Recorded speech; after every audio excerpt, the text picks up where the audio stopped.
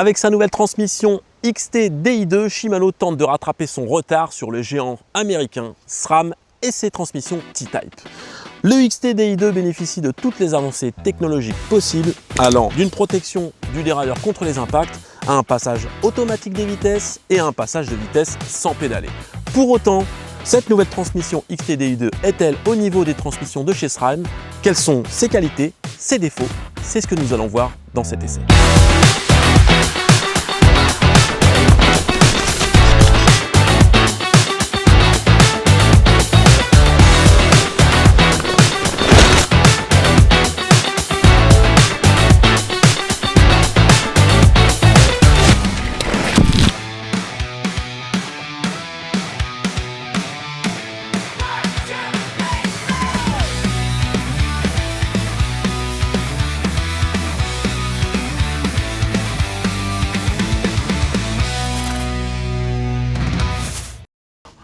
Salut à tous, bienvenue sur Endurobike, j'espère que vous allez bien. Laurent, aujourd'hui on s'attaque au Shimano DI2, à la transmission sans fil de chez Shimano, qui est toute récente, toute fraîche, toute belle et qu'on a essayé pendant de nombreux mois, puisque ça fait depuis pas mal de temps qu'on la roule, depuis Final Ligure.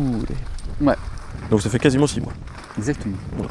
On l'a essayé sur un musculaire, sur un électrique un moteur EP801, et sur le dernier Bosch CX Gen 5 avec la mise à jour de 120 Nm. Oui. Donc différents dérailleurs, puisqu'on a essayé un chape longue, un chape courte et un dérailleur branché directement sur le moteur, donc qui se passe de batterie. Donc 3 dérailleurs XT-DI2 différents. Bon, on va commencer par le modèle qui est branché sur le nouveau moteur Bosch CX avec la mise à jour, qui est un modèle à câble et qui concentre des fonctionnalités qui sont très intéressantes. Oui. Puisqu'on a l'e-shift et le free shift. Voilà. Qui sont 2 fonctionnalités. Très intéressantes, effectivement. Je déconne. Alors du coup, le l'e-shift, c'est ce qui te permet de choisir plusieurs modes entre automatique et manuel pour le passage des vitesses. Ouais. Et le free shift, c'est ce qui permet au moteur de venir tourner quand tu passes un rapport sans pédaler. Donc mais ça passe la vitesse. Il faut être en roulant par contre. Il faut rouler. Ouais. Voilà. Donc tu commences par l'e-shift parce que c'est une fonctionnalité qui pourrait poser question. C'est une espèce de, une sorte de boîte automatique en fait, maintenant avec ton VTT AE. Ouais, tout à fait. Donc l'e-shift, il a 3 modes. Le mode full automatique, le mode M+, qui est manuel, semi-automatique on va dire, et le mode manuel. Okay. Pour les activer, c'est plutôt facile, tu as juste à appuyer une fois sur le bouton. Voilà, c'est le bouton qui est au milieu, là. Ici. Là. Donc c'est simple et ça change facilement. Donc là, ce qui est bien, c'est qu'avec un moteur électrique, on voit sur l'affichage le mode dans lequel tu es. Ouais. Donc ça, c'est bien. Donc en full automatique, il faut faire attention au full automatique, c'est-à-dire qu'il faut l'utiliser bien l'utiliser, voilà, c'est-à-dire ce pourquoi il est prévu. Pas faire comme moi qui n'a pas lu la notice avant de partir et qui l'a utilisé en mode je fais une rando, je me fais plaisir, je fais une sortie et je mets en full auto et ça se passe pas bien. Voilà, exactement. Donc pour que ça se passe bien, c'est quoi? Le mode auto en fait il est prévu pour quoi? Il est prévu pour faire des liaisons. Voilà. Un peu de route, si tu as un peu de route à faire pour aller sur le spot, etc. Et là, c'est en mode balade quoi. Ouais, en mode balade. Voilà. Et il vient changer de vitesse tout seul en fonction de la vitesse sur laquelle tu es. Voilà. Si le mode roulage à la cool, c'est ton mode de sortie, le mode automatique il est plutôt sympa. Voilà, si tu es vraiment sur un truc très trail flowy, mais vraiment très roulant quoi. Ouais. Mais après, il est sympa aussi parce qu'on peut régler la cadence de changement de la vitesse. Oui. C'est-à-dire qu'on règle une cadence de 80, c'est toi qui règles. Et puis en fonction de tes goûts en pédalage, tu peux essayer de garder la cadence et puis c'est le dérailleur qui va faire office de régulateur en fait. Voilà, c'est ça. En fait, lui après, il a un petit offset, un petit décalage. Ouais. Où si tu règles 90 à plus ou moins 10 en termes de cadence, tour par minute, il va venir changer les vitesses. Voilà, tout seul. Et donc ça, c'est vraiment pratique dans le mode balade, quoi. Oui, ça marche plutôt pas trop mal, mais moi j'ai trouvé quand même que les vitesses changeaient assez régulièrement. Ouais. Donc il faut vraiment être sur le plat et puis pas avoir trop de déclivité de terrain parce que sinon tu as le dérailleur qui change en permanence. Bah oui, c'est ça, il faut vraiment être continu dans ton pédalage. Et c'est pour ça qu'il faut bien l'utiliser que dans ce sens-là, parce que sinon il va vite avoir tendance à se perdre et à passer des vitesses quand il ne faut pas. Alors ce qui est dommage sur ce mode-là, c'est qu'il n'y ait pas de sécurité. Si tu veux, c'est couplé à un moteur qui a beaucoup de capteurs, donc il y a forcément un capteur de force qui est appliqué sur les pédales, puisque c'est comme ça que fonctionne un moteur à assistance électrique. Et c'est dommage qu'il n'y ait pas une sécurité qui, à partir d'une certaine puissance d'appui sur les pédales, vient te couper le mode automatique, parce que tout simplement tu peux tout casser. C'est-à-dire que moi j'ai cassé la cassette. Ouais. Voilà, première sortie, je casse la cassette. Puisque debout sur les pédales, je suis en relance, je suis en mode automatique. Et là, il a la bonne idée de changer un rapport. Et bien sûr, en relance, tu mets 5 à 600 watts de force sur tes pédales. Et forcément, la transmission, elle est en tension. Et ça fait clac. J'ai tordu et cassé des dents de la cassette et du coup la cassette elle est partie à la poubelle. Ouais, pignon 5 et 6, là il était en vrac. Donc ça c'est un petit regret. Je pense qu'avec une mise à jour ça pourrait se modifier, se corriger pour couper ce mode automatique quand on est en force, force en appui sur les pédales. Et ça c'est une amélioration qui je pense serait la bienvenue, surtout sur les moteurs assistance électrique de maintenant où tu as beaucoup de puissance et beaucoup de couple. Ouais. Où en fait, ta force que tu appuies sur les pédales est décuplée par le moteur et je pense que c'est dangereux pour les transmissions. Surtout que j'ai trouvé la transmission Shimano plus fragile que la transmission SRAM GX qui est un peu plus costaud. Que ce soit au niveau des cassettes et au niveau des chaînes et au niveau du ouais, et puis elle fait plus de bruit que toi quand tu passes les vitesses, tu sens que ça passe en force un peu. Et du coup, par rapport à ça, je vous encourage vraiment dans le mode automatique à aller régler la cadence. Ouais. Vraiment, surtout sur un moteur électrique en plus. Parce que sur le moteur électrique, il a une plage de fonctionnement prévue qui est plutôt autour de 80-90 tours minute, plus rapidement que sur un musculaire, je trouve, de façon générale. Donc il faut vraiment le régler par rapport à son vélo, musculaire ou électrique, et par rapport au moteur. Alors après, vélo musculaire, il n'y a pas de... Tu peux pas le régler ? Non, tu peux pas changer automatiquement de vitesse. C'est uniquement couplé à un moteur électrique. Ok. Voilà. Sur le musculaire, il n'y a pas cette fonctionnalité-là. Tu vas nous en parler après, parce que moi je l'ai essayé que sur l'électrique. Alors, on finit les modes ? Ouais, on finit les modes. Du coup, donc ça c'était le mode automatique. Attention, c'est que pour la liaison quand ça roule. Oui. Voilà. Le mode semi-automatique, il est... Semi-automatique. Il n'a pas d'intérêt pour moi. Ouais, moi non plus. J'ai du mal à comprendre quand est-ce qu'il passe les vitesses déjà. Déjà, c'est ça. Quand est-ce qu'il les passe pas. C'est un peu hasardeux. Ouais. Des fois, tu vas voir la vitesse qui va passer, tu sais pas pourquoi. Des fois, tu as envie d'en passer une, elle ne passe pas. Il te laisse une grande latitude de plage de cadence où il passe pas la vitesse et d'un coup, il t'en passe une. Et voilà. Donc moi, je l'ai très peu roulé parce qu'en fait, c'est vite gênant. Ouais. Dans les 3 modes, moi aussi, j'ai utilisé beaucoup le mode manuel. Ouais. Et pourquoi ? Parce qu'en fait, ce qui est intéressant là, c'est justement le free shift. C'est que le moteur va venir tourner, ça te fait passer les vitesses avant les coups de cul, les trucs comme ça. Ouais. En fait, tu peux anticiper le coup de cul sans pédaler, debout sur les pédales quand tu es en fin de descente. Tu vas passer les rapports et en fait, le moteur va faire des tours tout seul de plateau, bien sûr sans faire tourner les manivelles. Ouais. Et du coup, ça va passer la vitesse. Alors, ça a plusieurs avantages. C'est que d'une part, tu préserves la transmission puisque tu passes pas en charge. Oui. Et puis en plus, ça te permet d'anticiper et d'être tout de suite sur le bon rapport.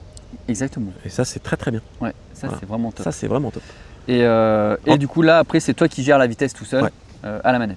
En termes d'options sur les Shimano DI2, alors on a 2 dérailleurs différents. On a un chape longue, un chape courte. Le chape courte est fait pour aller sur une cassette disponible en 9,45. Et la chape longue est fait pour aller sur une cassette qui est en 10,51. Donc il y a 2 types de cassettes et 2 types de dérailleurs. Alors, Shimano nous a envoyé un dérailleur chape courte avec une cassette 10,51 prévue pour les dérailleurs chape longue. Donc quand j'ai reçu ça, j'ai dit mince. J'ai dit ça c'est ballot. Donc on avait essayé sur le Stump un dérailleur chape longue avec la cassette 10,51. Je ne sais pas si vous vous perdez ou si vous vous perdez pas, mais c'est pas grave, je continue. Et là du coup, sur mon vélo électrique qui est un Marin Alpine Trail E2, donc un ancien modèle avec un moteur Shimano EP801. Donc je me suis retrouvé avec un dérailleur chape courte et une grosse cassette 10,51. Et ça passe, ça fonctionne. Ça marche. Ça fonctionne et je dirais même c'est mieux qu'avec la chape longue. Ça fait moins de bruit et on sent que la chaîne est mieux maintenue. Sur le musculaire, le stump, le passage de vitesse est ultra rapide. Ouais. Comme sur les électriques d'ailleurs. Hein. Passage de vitesse ultra rapide, plus rapide qu'un SRAM. Ah oui. Voilà. Par contre, attention parce que vous pouvez vite passer beaucoup de rapports à la fois. Et là, la transmission, elle n'aime pas trop. Donc, c'est assez sensible. On a 2 crans sur le shifter. On a un premier cran pour passer une vitesse, mais celui-là, il est très sensible. Ouais, et le deuxième cran, on a vite fait de passer 2 vitesses à la fois. En fait, c'est ça. Ouais. Voilà. Au début, je pensais que ça passait que par 2. Non. Et ben en fait, tu as juste une toute petite pression à mettre sur le shifter. Vraiment petite. Hein. Et voilà, des fois, tu vas en passer qu'une et t'en passes quand même 2. Donc sur le chape-longue, on a une chaîne qui a tendance à venir claquer. Donc ça fait pas mal de bruit. La transmission XT-DI2 fait quand même pas mal de bruit en descente. En montée, ça va. On sent quand même un peu plus le passage de rapport que sur les SRAM. Ouais. Que sur le GX AXS par exemple, pour comparer, puisque c'est une gamme équivalente. Ouais. On sent un petit peu plus, ça fait un petit peu un claque un petit peu plus présent. Par contre, je trouve que l'ergonomie de la manette est beaucoup mieux que chez SRAM. On a une ergonomie qui se rapproche d'un dérailleur, enfin d'un shifter à câble, et c'est vraiment très agréable. Et en plus, on a les petites gâchettes qui peuvent se régler en inclinaison et en profondeur, et on peut vraiment faire ce qu'on veut avec, et c'est vraiment très très bien étudié. L'ergonomie, c'est vraiment bien. Voilà, au niveau ergonomie, c'est vraiment top. On a un feeling qui se rapproche franchement avec les dérailleurs à câble, et moi je trouve ça mieux que SRAM. Bah, c'est sûr que du coup, en fait, comme tu sens vraiment le claque, les vitesses passées, t'es pas perdu comme tu peux l'être avec le SRAM où tu appuies sur le bouton, et en plus, comme tu l'entends pas trop le SRAM, tu sais pas trop où t'en es dans ta cassette. Bah, tu as un petit décalage en plus quand tu viens shifter plusieurs fois avec le SRAM, il va venir il va être progressif, et finalement effectivement tu sais plus où tu te trouves. Là les passages de vitesse sont quasiment instantanés, donc tu sais vraiment où tu en es. Ouais, c'est ça. Et tu peux passer 2 vitesses à la fois, et puis il faut vraiment réappuyer, les crans se sentent vraiment bien, contrairement au SRAM où c'est un bouton électrique en fait. Du coup tu n'as pas ce cran que tu peux avoir sur le shifter DI2. Ça c'est vraiment cool sur cette transmission là. Je continue un petit peu sur le bruit de la chaîne, puisque c'est quand même un petit peu gênant c'était un petit peu gênant sur le stump. C'est pas très agréable d'avoir une chaîne qui vient claquer. Sur le Marin Alpine Trail, donc avec la chape courte sur la grande cassette, ça le fait quasiment pas. C'est-à-dire que le ressort doit être un petit peu, comme la chape elle est plus courte, le ressort doit aider à maintenir beaucoup mieux la chaîne, et là on retrouve un fonctionnement beaucoup plus silencieux. Donc j'irai pas jusqu'à vous conseiller de prendre un chape courte avec une grande cassette, mais moi c'est ce que je prendrais personnellement. Voilà. Niveau ergonomie de la batterie et tout ça, parce que moi je l'ai que à câble. Ouais. Toi t'as pas la batterie, ça va? Alors la batterie, déjà elle a une autonomie qui est vraiment très longue. J'ai pas eu besoin de recharger la batterie, que ce soit sur un vélo ou sur l'autre, en 6 mois, donc peut-être 2 mois plus 2 mois celui-là. Donc celui-là qui n'a pas de batterie bien sûr, évidemment. Donc là il n'y a pas besoin de le recharger, il suffit de recharger la batterie du vélo. Niveau ergonomie de la batterie, ça se passe bien, elle se retire assez facilement. C'est moins facile quand même que sur SRAM où tu as juste le petit loquet à défaire. Là c'est un petit capot, on vient le manipuler assez facilement. La charge se fait bien, on a un chargeur qui est correct. Et après voilà, il n'y a pas grand chose à dire niveau utilisation, au niveau de la batterie. Juste l'application Shimano pour coupler le shifter avec le dérailleur, en fait c'est pas très intuitif, et j'ai trouvé que les notices d'explication, il a fallu que j'aille voir sur YouTube pour bien comprendre comment l'appairage se faisait entre les deux, parce qu'en fait j'avais déjà couplé un shifter avec le dérailleur, et en fait il a fallu le découpler pour recoupler un autre. Enfin, c'est beaucoup plus compliqué que chez SRAM. Et en règle générale, chez Shimano, c'est un petit peu moins bien expliqué en termes de notices. C'est pas si simple. Les modes d'emploi chez Shimano, déjà, il faut les trouver.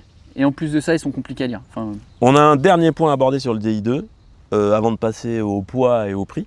Ici, on a une patte de dérailleur, du coup, et qui vont avec des réglages d'un dérailleur classique, c'est-à-dire butée haute, butée basse et englobée.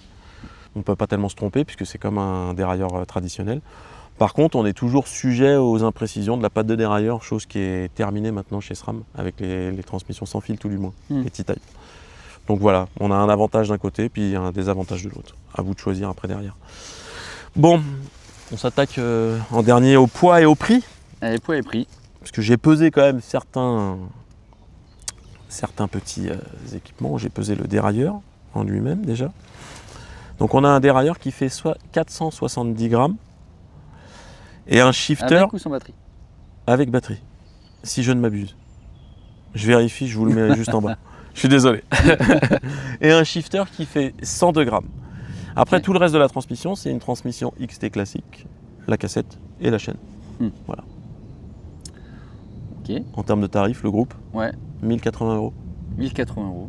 en prix public. Bon Laurent, je vais te laisser le mot de la fin, puisqu'il est temps de conclure cette vidéo, bien sûr, Ouais. sur le Shimano XT-DI2. Avec plaisir. Du coup, ce dérailleur, eh ben, je me demande s'il est adapté au VTTAE. Tu vois, on a des belles fonctions, l'e-shift, l'auto-shift, ok, c'est cool, mais il me paraît un peu fragile.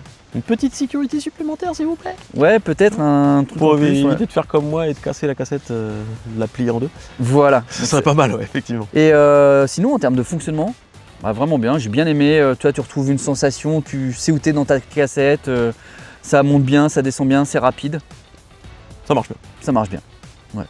Sur ce, nous, on vous dit à la semaine prochaine. Si vous avez des commentaires ou des petites questions sur le Shimano DI2 ou sur tout autre sujet, vous les posez dans la case commentaires en bas, on vous répondra avec grand plaisir. Et puis, on vous dit ridez bien et ridez safe. Allez, ciao. Ciao. Je sais jamais dire ciao en même temps que toi. Non, mais c'est pas grave. Et ouais, voilà quoi. Oui, voilà quoi. Non, mais c'est vrai que tu l'as cassée, hein. Bah, je l'ai pété, bah oui. Elle était pliée. En même temps, debout sur les pédales. Pliée, hein. Voilà. Bon, il va falloir faire les intros maintenant. Voilà.